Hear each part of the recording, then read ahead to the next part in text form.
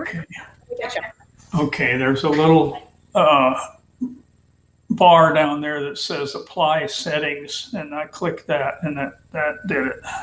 Yep, thank you very much. I will see you in just a second. We'll get off and do it. Thank you. Okay. Can you hear me through the computer now, Rick? I can. Fantastic. So thank you for doing this. Thank you for being flexible with our technical difficulties. I want to, in interest of full disclosure, I'm letting people know when I've had any kind of interaction with the candidates beforehand. So I have known, I met Mr. Warner previously around things to do with the tax referendum, and then he attends, as I do, the school board legislative committee meetings. So we have interacted with each other on a number of occasions. So thank you for agreeing to participate in the Alliance's EdChat. The format is that, and so again, this is Rick Warner. He is running for Hillsborough County School Board District 3. The format is that I have 7 questions. The same 7 questions are being posed to each school board candidate. You can answer 1 question or all 7. You have 20 minutes. So there's no time limit on individual answers, because our subscribers have said they keep hearing the same 2-minute answers over and over and over again on every panel. So they want people to be able to get as deep as they want to. The only time limit is that the total interview won't last more than 20 minutes. So you choose how you want to handle your time. You will see the questions come up on the screen. That's for us to kind of earmark the video if someone wants to just come and see the answer to 1 question. And then you and I will have a conversation, or really you'll talk and answer your questions. So do you have any questions about the format? No, I don't. And thank you for doing this. Thank you. Like I said, in these difficult times, we think school board is one of the most important things on the ballot. Because it has an effect on our children. And so we want people to feel comfortable that they're getting to know the candidates. So with that, we will start with question number 1. So we at the Alliance for Public Schools started the organization because we think public schools are a public good, and we think there's a lot of good in public schools. And so I would like you to tell me what you love about public schools. Okay, well, the teachers and the staff who have the heart to do the best they can to educate our children. Thank you. Next question is, what are the attributes of an effective school board member? Which attributes are your strengths and which do you struggle with? Okay, and that gives me an opportunity to ask the voters who may watch this later a question. What would the ideal makeup of a 7-member school board be? I think their vote will depend on what they want from their district's board member. Many voters' first thoughts are to elect the candidates with the best education backgrounds. However, the school district is the largest employer in the county, and adequate funding is the district's greatest need in its effort to accomplish its mission. So I'm going to submit that a good balance of the 7 school board members would be 3 members with education backgrounds, 3 with business backgrounds, and 1 with an accounting and financial reporting background. 2 of the 3 board members not up for re-election have education backgrounds, and 1 has a business background. Of the 3 incumbents running for re-election, 1 has an education background and 2 have business backgrounds. In the only race without an incumbent, which is our race in District 3, there are 6 candidates, 4 with education backgrounds, 1 with a business background, and me. I am the only candidate in any of the races with an accounting and financial reporting background.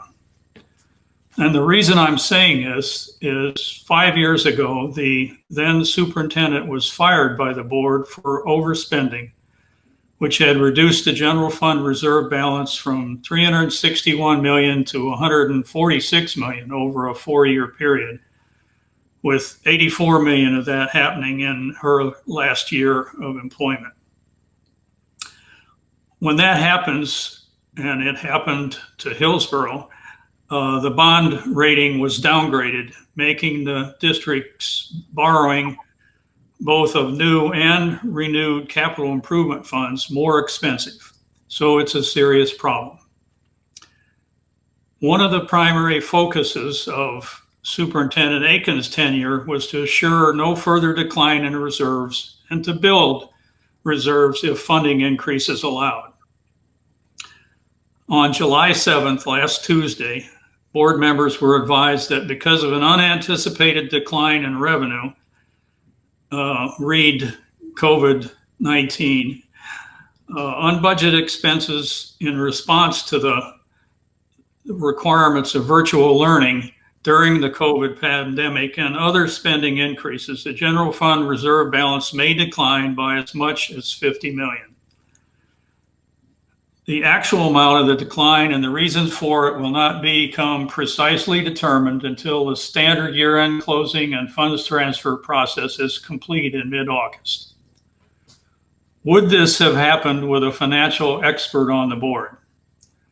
I don't know, maybe, as a significant part of the problem appears to have been caused by the required response to the pandemic, and no one could have predicted the financial impact of that. As far as District 3 goes, Ms. Vaughn claims budget expertise as she manages a $5 million budget, as if that could qualify in a school district that spends $5 million every day. Mitch Thrower, who has great planning experience, has a full-time job and has never held a position as the CFO of a public company. I've been responsible for the accounting records of 2 public corporations and reporting results to both to boards and shareholders. If you want a financial expert with an intimate familiarity with our district's finances, I am your only choice. If you want more proof of my qualifications, go to my voter education website, kidsfirstflorida.com. Thank you. Next question is, it's not going there. Next question is, what role does family and community engagement play in public schools? The most essential role that there is. And I don't have an education background, but my perspective tells me that the real rocket science in educating our children is finding out how to engage each child in their own education. And that comes from parents, communities, role models. That is the toughest part of the job, is to get that kid interested in their own education. Okay, so the next question is, if you are elected to serve this term on the board, how do schools, the district, and the community look different in 4 years? Schools, the district, and community. Well, everybody wants our, what we call achievement schools, grades to improve, as an indicator that we're doing a better job educating those at-risk children. That ties into the previous question about parents and community involvement in the schools.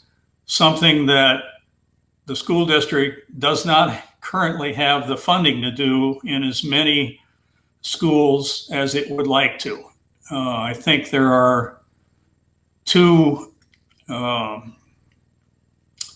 forgetting the term that the superintendent uses, 2 of one type of school and about 6 of the other, when we need 25 or 30 of them. But where's the money going to come from?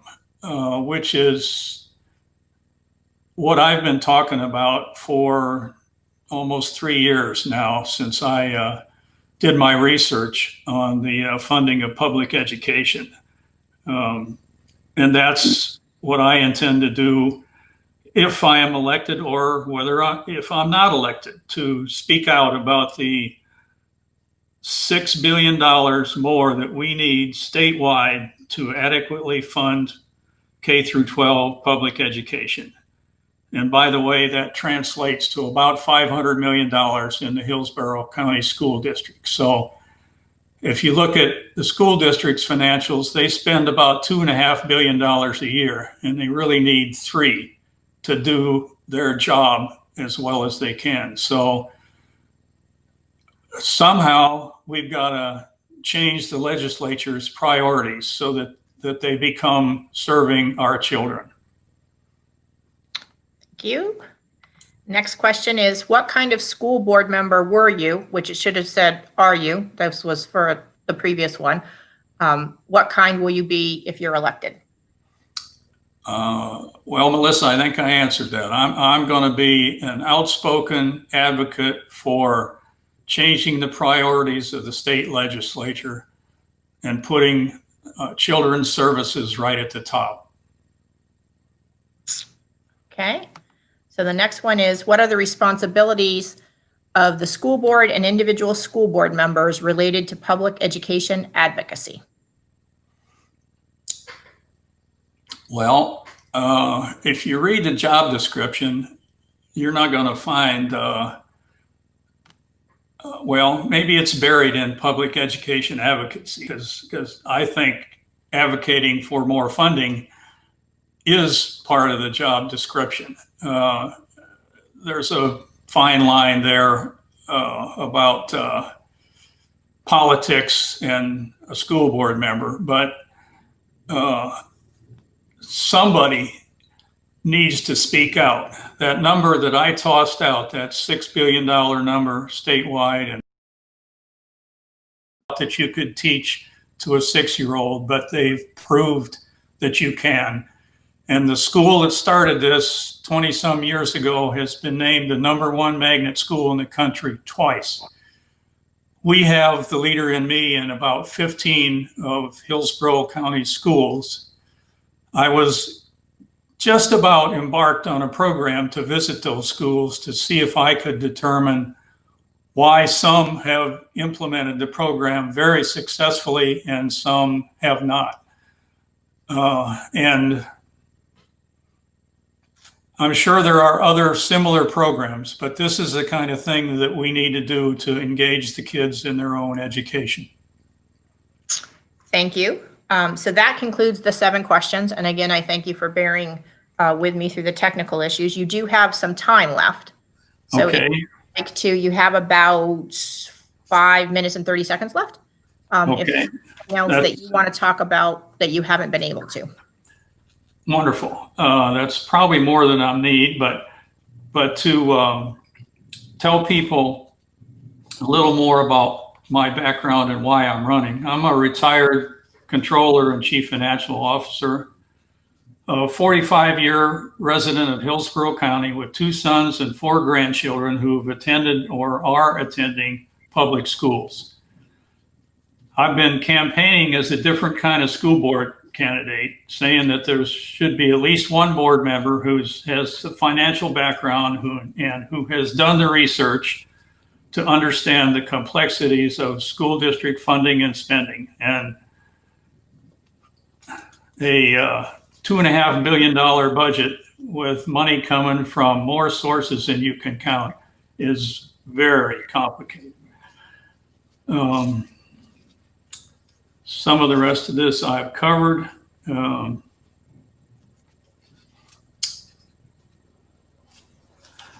So let me tell you what my platform is. Initially, it had 2 goals. And then when COVID came along, it now has 3, and COVID is #1, because we cannot afford to sacrifice the life of 1 child or 1 school staff member in order to open up, as we would all like to do. Marlene Sokol polled all the candidates a couple of weeks ago about masks. And of course, everybody says yes. And I caveated that with yes, of course, when we go back. And that may well be January, after we spend the whole semester in virtual learning, which nobody wants to hear that, I understand. But I think as everybody's seen, the COVID numbers are getting worse and worse every week. So that's my number one in my platform. Number two is the $6 billion of funding that we need to take Florida's per pupil funding from 43rd in the country just to the median. In other words, 25th in the country. It'll cost $6 billion. Without enough money to go around, school districts continually have to struggle to hire and retain their underpaid teachers and support staff, defer building maintenance, bus only those students living more than 2 miles from school, and function without modern technology and other resources. And it's a shame that they have to do that. And number three, as I've said before, is to focus more resources on schools with underperforming students. It's not enough to provide equal opportunity for a great education to students of all races. What is even more important is the effort to improve educational outcomes for all races.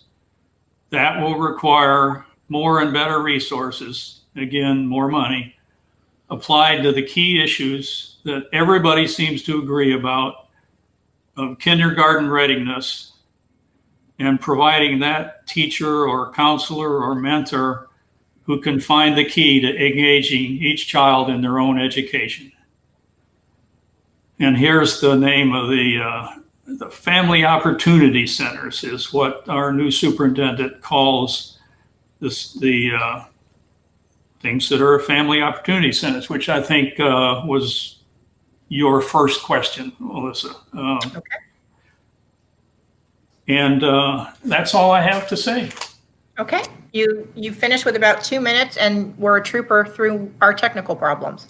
So thank you for the time. As I said, all of these will go up at the same time on the website so that all the races will go and no one will see the questions beforehand.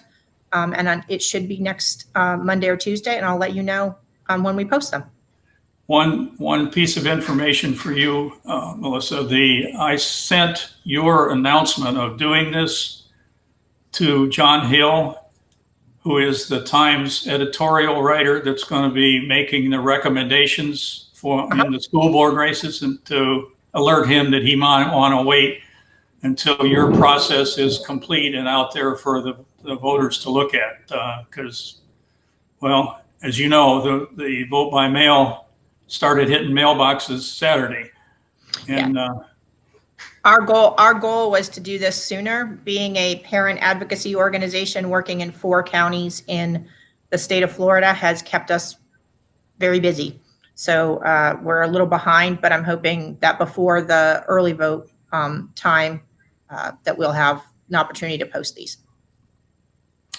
Thank you again for doing this. Thanks. Have a great day.